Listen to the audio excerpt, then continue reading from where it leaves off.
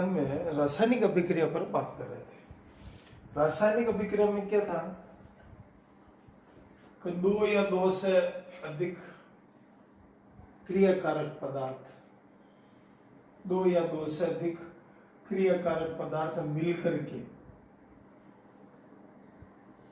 उनमें जो रासायनिक परिवर्तन होता है उसके फलस्वरूप जो नए पदार्थ बनेंगे उसे उत्पाद कहता है और ये क्रिया रासायनिक अभिक्रिया कहलाती है। ऐसी हमने बातचीत करी थी।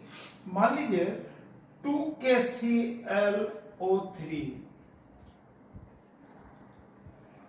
को हम गर्म करते हैं मैग्नीज डाइऑक्साइड की उपस्थिति। किसकी उपस्थिति? इसको हम गर्म कर रहे हैं मैग्नीज डाइऑक्साइड की उपस्थिति में, तो हमें ये तो हो गया हमारा क्रियाकारक पदार्थ जो क्रिया कर रहा है, और 2KCl + 3O2 ये हमारे को उत्पाद प्राप्त हो रहा है। और इसी पे हमने बात करी थी कि रासायनिक अभिक्रिया ये टूट करके बट रहा है, इसको हमने कहा था वियोजन अभिक्रिया। एक पदार्थ टूट करके दो नए पदार्थों में बढ़ता है, वो कहलाता है वियोजन। 2KClO3 को जब हमने मैग्नीज डाइऑक्साइड, ये manganese dioxide is very important, manganese dioxide की उपस्थिति में गर्म किया तो वह इन दो पदार्थों में बढ़ गया। तो यहां पर मैग्नीज डाइऑक्साइड की एक भूमिका है, उसी पर हम बात करने वाले हैं। ये मैग्नीज डाइऑक्साइड क्या है? ये मैग्नीज डाइऑक्साइड जब हम इसमें डालेंगे KClO3 में मैग्नीज डाइऑक्साइड थोड़ा सा डालेंगे तो ये क्या करेगा और उसको गर्म करेंगे तो ये मैग्नीज डाइऑक्साइड, इसकी जो अभिक्रिया होगी, इसके बटने का जो गुण है, डिवाइडेशन का गुण है, उसको प्रभावित करेगा, उसकी गति को बढ़ा देगा। मैग्नीज डाइऑक्साइड को जब इसकी उपस्थिति में गर्म कर रहे हैं, इन तीनों को एक साथ, दोनों को एक साथ गर्म कर रहे थे, ये क्या होगा, दो अवयवों में बढ़ गया, अपने डिवाइडेशन हो गया, इसका वियोजन हो गया। तो मैग्नीज डाइऑक्साइड क्या करेगा, इस अभिक्रिया की गति को प्रभावित करेगा, और जो गति को प्रभावित करता है उसे उत्प्रेरक कहते हैं। क्या कहते हैं? ऐसा पदार्थ, वे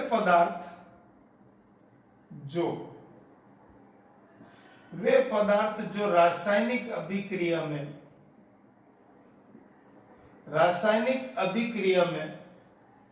भाग नहीं लेते हो, अभिक्रिया में भाग नहीं लेते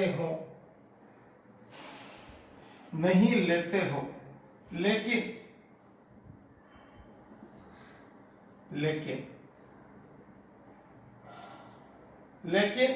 अभिक्रिया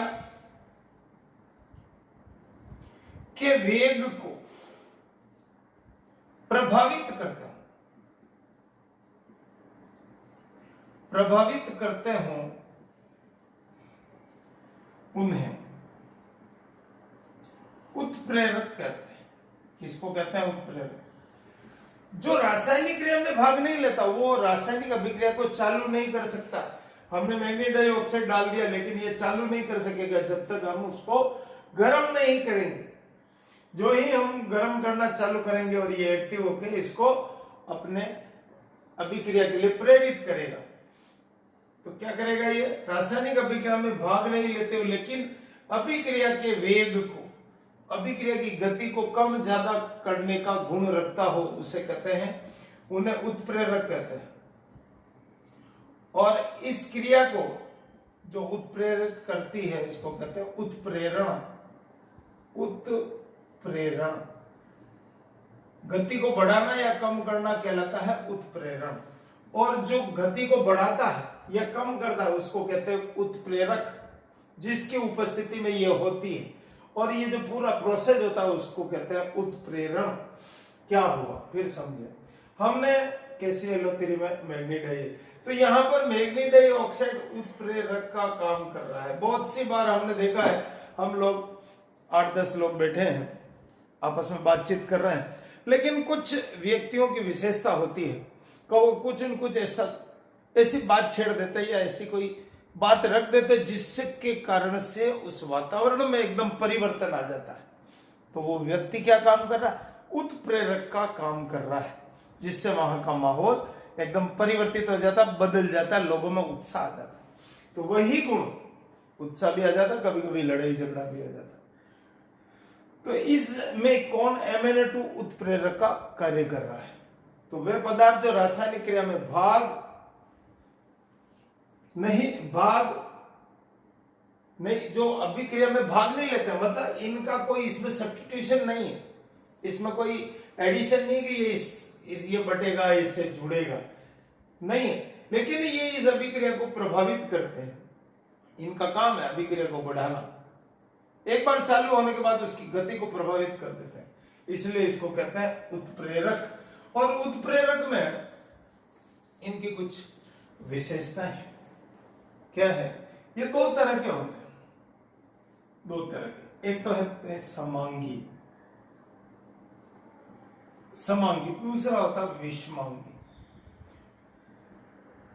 समांगी और विषमांगी से अभिप्राय कोई ऐसा विशेष नहीं है, लेकिन इसमें क्या है, इनकी अवस्था के आधार पर इसको बांटा गया है। तो अगर क्रियाकारक, उत्प्रेरक और उत्पाद तीनों एक ही अवस्था में अगर उपलब्ध है, अगर एक ही अवस्था में उपलब्ध है, तो ये देखिए 1, 2 ये क्रियाकारक हो गया, ये उत्पाद हो गया। इसमें मेथिल एसीटेट को जब पानी के साथ मिला करके HCl की उपस्थिति में क्रिया कराते हैं, तो एसिटिक अम्ल और मेथिल अल्कोहल बनेगा। ये क्रियाकारक है, ये द्रव अवस्था में है, ये द्रव अवस्था में है, और ये HCl भी द्रव अवस्था में। तो समांगी क्या हो गया? जब उत्प्रेरक, क्रियाकारक व उत्पाद की भौतिक अवस्था समान हो, भौतिक अवस्था समान, भौतिक अवस्था में ठोस हो सकते हैं, द्रव हो सकते हैं, गैस हो सकते हैं। तो भौतिक अवस्थाएं अगर समान हो तो कहलाता समांगी। दूसरा आता विषमांगी, जब उनकी अवस्थाएं अलग अलग होती है। क्या होती है? अवस्थाएं अलग अलग होगी। कैसे? N2 + 3H2, हाइड्रोजन की अमोनिया, हाइड्रोजन और नाइट्रोजन जब अमोनिया बनाते हैं, किसकी उपस्थिति में? आयरन की उपस्थिति में। यह आयरन उत्प्रेरक का काम कर रहा है, HCl या उत्प्रेरक का काम कर रहा है। यह ठोस है, सॉलिड है, जबकि ये दोनों गैसें हैं। नाइट्रोजन, हाइड्रोजन और अमोनिया तीनों गैस है, जबकि उत्प्रेरक आयरन काम कर रहा है, फेरस की उपस्थिति। ये सॉलिड होने से ये विषमांगी हो गया। क्यों? क्योंकि इसमें भौतिक अवस्थाएं अलग अलग है। जब समान रूप से हो तो समांगी, और असमान रूप से हो तो विषमांगी। अब इसमें उत्प्रेरक की क्या गुण है, ऐसी क्या विशेषता है? यह रासायनिक क्रिया को सबसे पहले तो प्रारंभ नहीं कर सकता। उत्प्रेरक का क्या है? रासायनिक अभिक्रिया को प्रारंभ नहीं कर सकता, प्रारंभ नहीं कर सकता, ये प्रारंभ नहीं कर सकता। इसकी पहली कंडीशन,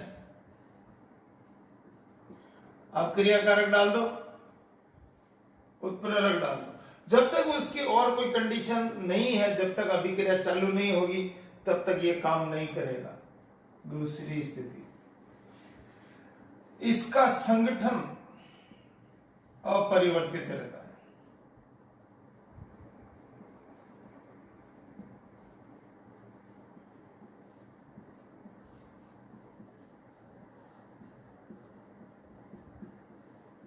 संगठन से मतलब जितना ग्राम, मान लो 2 ग्राम लिया तो ये बाद में भी 2 ग्राम ही बचने वाला है।